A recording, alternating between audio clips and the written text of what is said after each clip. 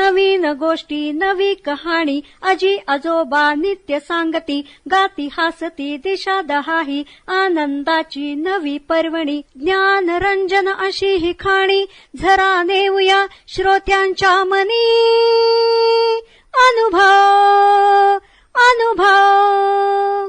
जनसेवा फाउंडेशन पुणे प्रस्तुत ज्येष्ठ नागरिकांचा रेडिओ आय रेडिओ अनुभव. राष्ट्रीय समाज रक्षा संस्थान, सामाजिक न्याय व सबलीकरण मंत्रालय, भारत सरकार, मीडिया फॉर कम्युनिटी फाउंडेशन आणि जनसेवा फाउंडेशन पुणे प्रस्तुत ज्येष्ठ नागरिकांसाठीचा आय रेडिओ अनुभव.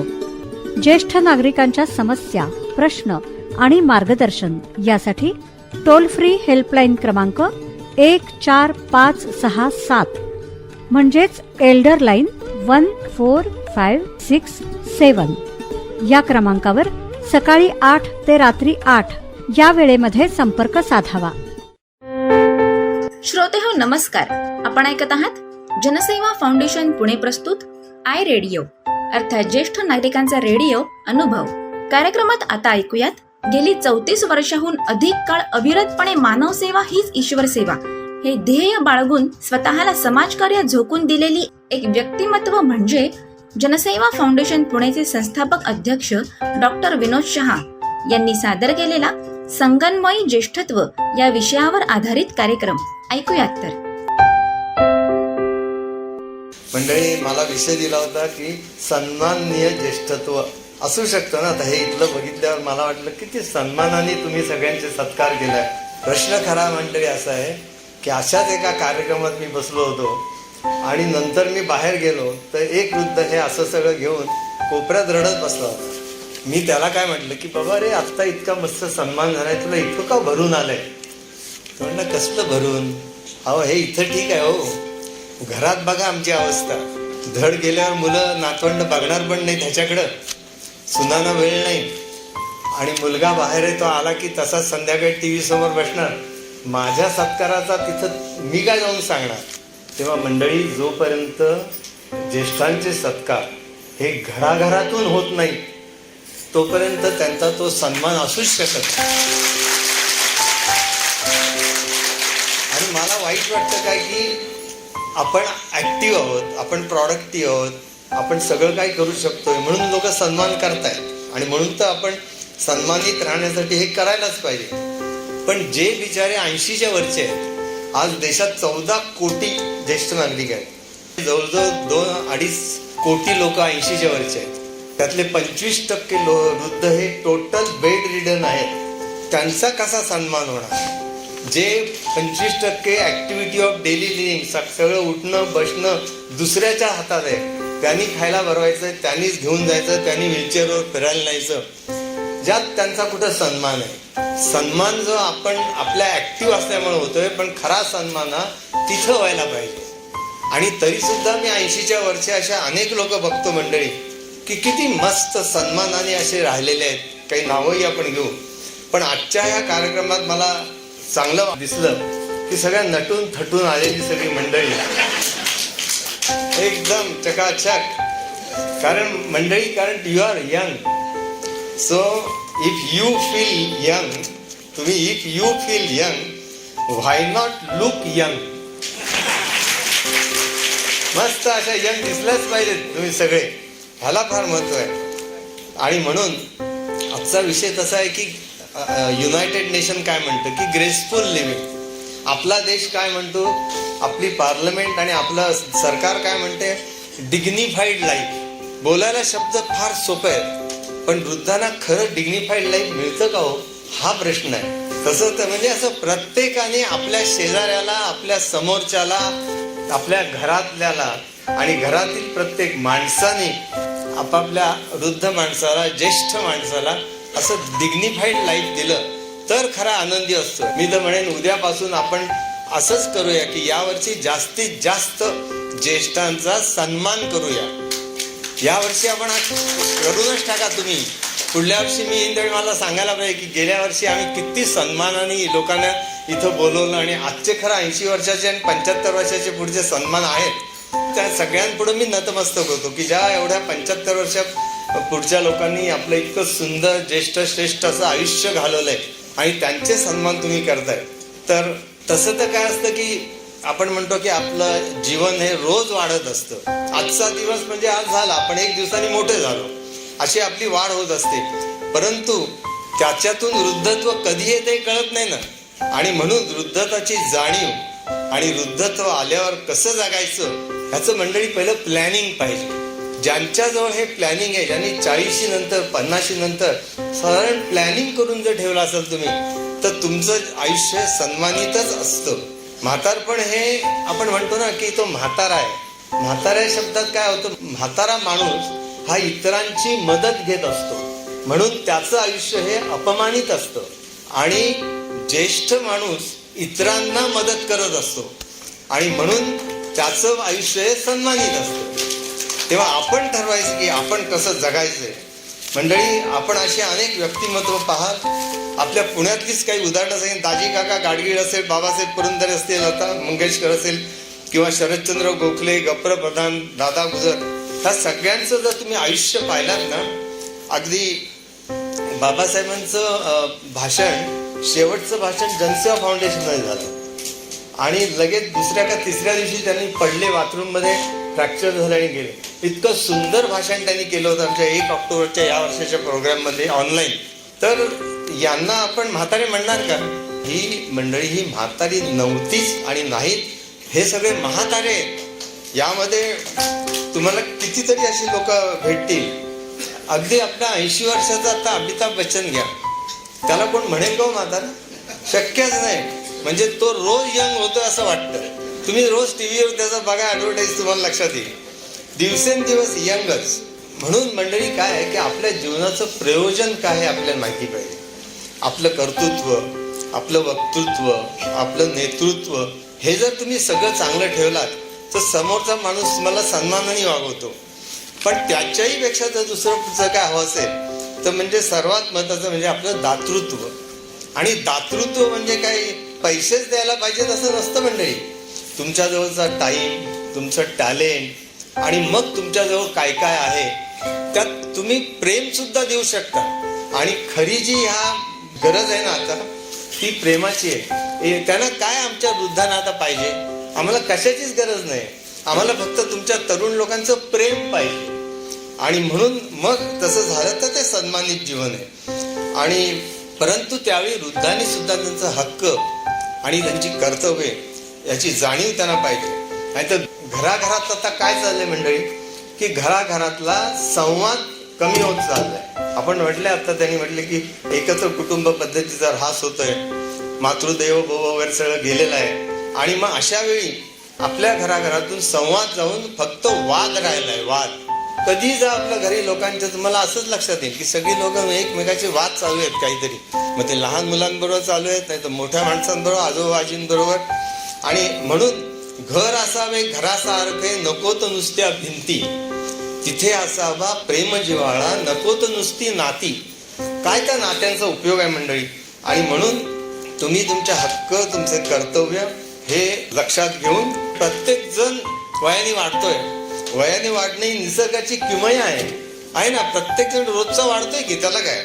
पण त्याबरोबर विचारांनी परिपक्व होणं, तुमचे विचार परिपक्व असणं, ज्ञानाने तुम्ही श्रीमंत होणं, सन्मान वृद्धिंगत करणं हा आपलं कर्तव्य आहे. मंडळी, ज्यांच्या आयुष्यात निसर्गाची किमया आणि स्वतःचे कर्तृत्व हातात हात घालून वृद्धिंगत होतात, तीच माणसं सर्वार्थाने मोठी होतात.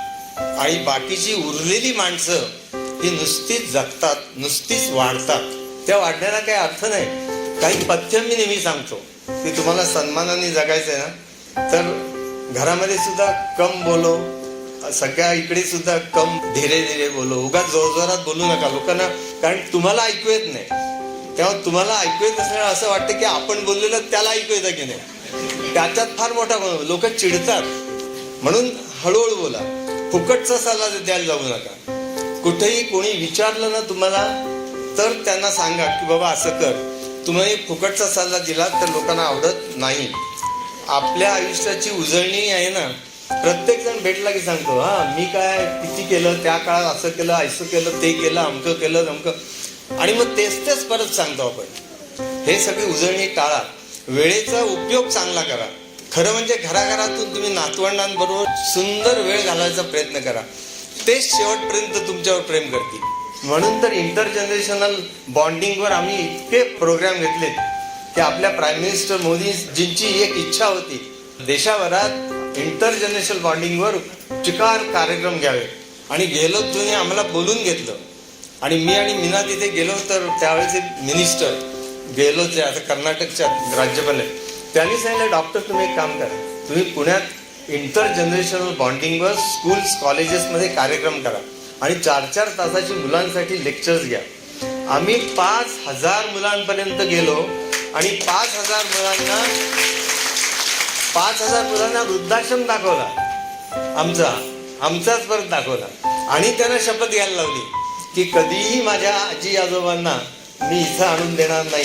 जर माझ्या आई वडिलांनी जर त्यांना इथं आणलं, कारण शेवटी काही झालं ना तरी घरात जगणं आणि संस्थेत जगणं यात थोडा फरकच आहे ना. ते इतकं काही सन्मानित जीवन असू शकत नाही ना कुठेही.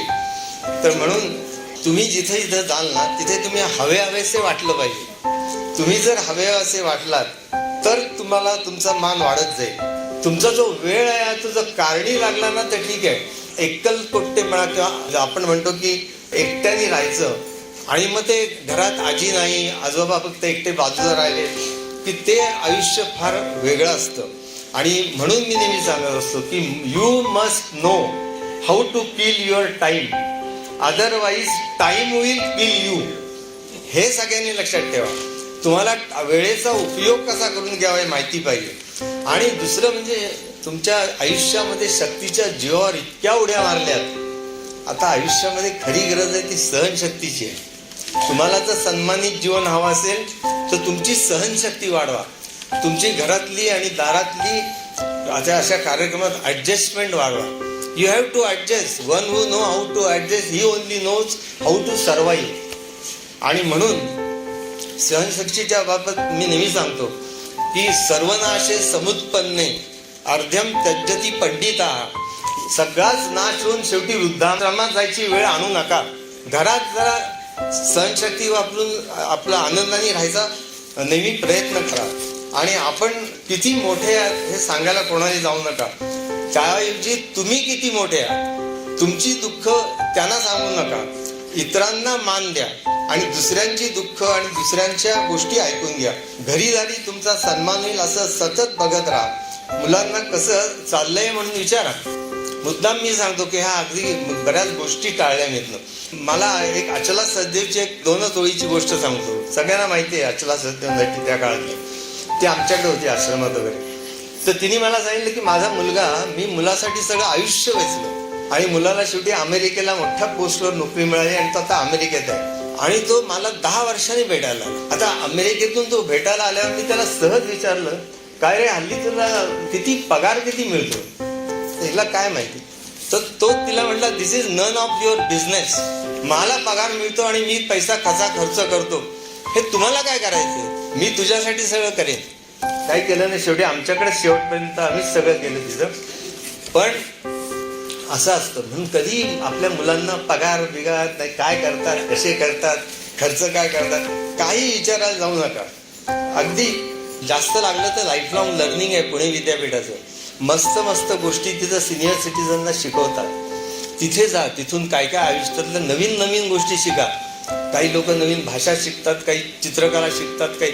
आणि मग त्याच्यातून तुमचा सन्माननीय जे लाईफ म्हणतो ते तुम्हाला मिळत जाईल. Always be positive, change your attitude. आणि एक लक्षात ठेवा की you should forgive your self. आणि म्हणजे ज्यावेळी आपण चुका करू तेव्हा आपणही म्हटलं पाहिजे की माझी चूक झाली म्हणून.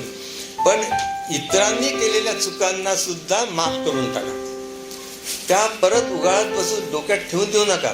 त्याच चुकांनी आपल्या मनाला त्रास होतो, आपली चिंता वाढते, आपण अननेसरी आपलं शरीर गमावून बसतो. चांगला असा मंत्र आहे की give love and receive love. नेहमी सगळ्यांना प्रेम द्या आणि इतरांकडून प्रेम घ्या.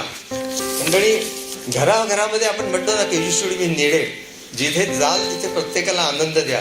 एक लक्षात ठेवा की जीवनावर ज्यांची श्रद्धा आहे आणि ज्यांना काही ध्येयवाद आहे अशा व्यक्तीचे जीवन हे ताजमहालपेक्षा सुंदर असते, हे तुम्ही लक्षात ठेवा. अगदी लता दिदींचं उदाहरण घ्या. कुसुमाग्रजांनी म्हटलेले कविता ऐका. जाता जाता गाईन मी, गाता गाता जाईन मी, गेल्यावरती या जगतातील गीतामधूनही राहीन मी. बघा, स्वरसम्राज्ञी भारतरत्न लताजी आज गीतामधून जगात राहिलेले आहे. आता असं काहीतरी करा, नवीन करण्याचा विचार करू. सगळेच काही लता मंगेशकर होत नाही. आपापल्या परीने आपण आपल्या घरासाठी, आपल्या दारामध्ये, आपल्याकडे येणाऱ्या माणसासाठी काहीतरी असं करा की त्याला खूप आनंद होईल.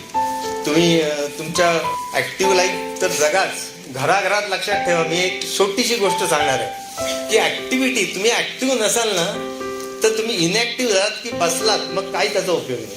मला एकदा पुण्यातच एका 85 वर्षाच्या आजोबांनी म्हटले, डॉक्टर जरा भेटायला याल का, माझं जरा काम आहे. म्हणजे त्यांचं काही काम, जरा प्रश्न विचारायचे होते किंवा पुढचं व्हील वगैरे कसं करायचं वगैरे वगैरे. मी गेलो घरी, म्हटलं येतो, रविवारी सकाळी येतो. मी त्यांच्या घरी गेलो आणि मी त्यांना म्हटलं की दादा बोला. नमस्कार केला दोघांना. आजीच्या 80 वर्षाच्या. जरा बोलणं झाल्यावर आजी काय म्हटल्या की डॉक्टर तुम्हाला चहा चालेल ना. मनात म्हटलं हे सदाशिव पेटी प्रश्न आहे, पण तरी आजींच्या चेहऱ्यावरचं प्रेम बघून मी आजींना म्हटलं चालेल ना, चालेल चालेल. तर आजी म्हटले मग चल आपण घरात आत बसूया, तुम्ही आमच्या टेबलावर बसा, मी तुम्हाला बिस्किटं देते, आजोबा तुमच्या बरोबर बसतील आणि मी चहा करते. आजी चहा करायला गेल्या. त्यांनी काढलं, दुधाचं भांडं काढलं, पाण्याचं भांडं काढलं, गॅस पेटवला आणि ते म्हणले अहो आजोबा उडा, साखरेची बरणी आणा इकडे, ती चहाची बरणी आणा. अरे मी बघत बसलो. बरं तेवढंच करून थांबले नाही. आजोबा असे असे हात त्यांनी कसं तरी बरण्या ठेवल्या. ते म्हटले नाही नाही नाही, बरण्या उघडून द्या, उघडून द्या. मग मी आजीना म्हटलं अहो मी आहे ना, मी तुम्हाला सगळी मदत करतो. ते नाही म्हणले, हे ऍक्टिव्ह, ह्यांना ऍक्टिव्ह ठेवायचंय, ह्यांचे हात रोज हल्ले पाहिजे. अरे मी गारच झालो. म्हणजे एखादी आजी सुद्धा आपल्याला शिकवून जाते की ऍक्टिव्ह लाईफ कसं असावं. तिच्यातून मीच कितीतरी शिकलो. मी घरात जाऊन हिला मदत करायला लागलो. तू रेखा विचारू नको ना, पण तू घरी जाऊन. तर मंडळी असं हे काय, हेल्थच्या बाबतीत तर मी नेहमी म्हणतो की सगळं वैभव आहे हो, पण आरोग्य नसेल तर काय उपयोग आहे. Health is everything but anything without health is nothing. त्याबद्दल बोलण्यासारखं तर बरंच आहे. परमेश्वरांनी आपल्याला दिलेलं हे देणं आहे, हे आपण जपलं पाहिजे. नाहीतर एकदा डायबिटीस सारखी आणि ब्लड प्रेशर आणि हार्टची सगळ्या सैन्यांची फौज आपल्यावर आली की मग काही करता येत नाही. एकदा एम्प्युटेशन करायला लागलं की तुम्ही कितीही पैसे त्या दवाखान्यात होता, नाही तर दुकानात जाऊन होता, तुम्हाला का मिळू शकत नाही. गेलेला पाय आर्टिफिशियलच राहतो, ओरिजिनल पाय कोण देणार. आणि म्हणून घराघरातून तुम्ही ही काळजी घ्या. मी नेहमी म्हणतो सध्याचं जगणं आहे ना, ते जगणं वाढूनही जगण्यातलं सुख ओसरत चाललंय. विचारा, अनेक वृद्धांना तुम्ही बाकड्यावर बसलेले असतात, बागेच्या बाहेर त्यांच्याशी जा, ते 4-5 जण मस्त मजेत गप्पा मारतात. इंडिव्हिज्युअली त्यांच्याशी बोला. त्यांना काही त्या जगण्यात सुख आहे असं नसतं. परमेश्वरांनी दिलंय आयुष्य म्हणून जगायचं असं नाही. म्हणून मी नेहमी म्हणतो की add life into the years instead of adding years into your life. म्हणजे जगणं जे आहे, चांगलं जगणं, चांगल्या आयुष्याची जोड द्या तुम्हाला. नुसतं वाढून वाढून काय उपयोग आहे. आणि म्हणून सध्या जगणं वाढवूनही जगण्यातलं सुख ओसरत चाललंय. मंडळी, जगणं कशासाठी याचा विचार मागं पडलाय. फक्त जगण्यासाठी चढाओढ सुरू आहे. जगायचं कशासाठी हे कळणाऱ्यांची संख्या घटत आहे आणि नकळत जगणाऱ्यांची संख्या वाढत आहे. नकळत जीव जगतायत. पूर्वी जीवनाला साथ देऊन जगणं जमत होतं. आता जीवनाला वेठीला धरून, जीव मुठीत धरून केवळ धावणं वाढत चाललंय. आचार्य शिवाजीराव भोसलेंनी म्हटले, असं जर आई असेल तर कसं ते सन्मानित होणार. म्हणून प्रत्येक क्षणी, म्हणजे आपण म्हणतो ना, वर्तमानेन कालेन वर्तयन्ते विचक्षणा. आयुष्यामधला प्रत्येक क्षण आणि वर्तमान काळ हा एन्जॉय करा, तरच तुम्हाला लाईफ चांगलं वाटेल. नाहीतर मग असं सगळं वाटेल. शेवटी रांगत रांगत आलेलं बालपण मोठ्यांच्या छत्राखाली हसत खेळत कसं जातंय समजतच नाही. तरी जवानीच्या जोशात वाजत गाजत आलेलं जे तारुण्य असतं ते कर्तृत्व करण्यात आणि स्वप्न बघण्यात कधी विरून जातं हेही कळत नाही. आणि मग जबाबदारीचं वय येतं. मुलांना वाढवणं, शिक्षण देणं, त्याला मार्गी लावणं आणि हे सर्व करत असताना वृद्धत्व चोर पावलांनी कधी आपल्यात शिरतं हेही कळत नाही मंडळी. आणि मग त्याचा आपण विचारही कधी करत नाही. मग ते आणि एकदा वृद्धत्व किंवा म्हातारपण आलं की ते सरता सरत नाही. म्हणजे अनेकांना असं वाटतं की नको नको, पण ते सरता सरत नाही.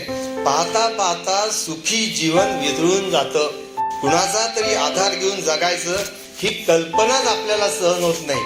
आणि भूतकाळातले तारुण्याचे, अधिकाराचे, प्रेमाचे दिवस दृष्टीसमोर राहतात. आणि तो काळ असा होता, आपण मग ते म्हणत असतो की तो काळ असा होता की आम्ही खोकलो तरी मागून कोणतरी लगेच बघायचं, बाजूनी बघायचं. आता कॉलेजमध्ये आम्ही तरुणात खोकलो की मुली बघायच्या कोण खोकलोय.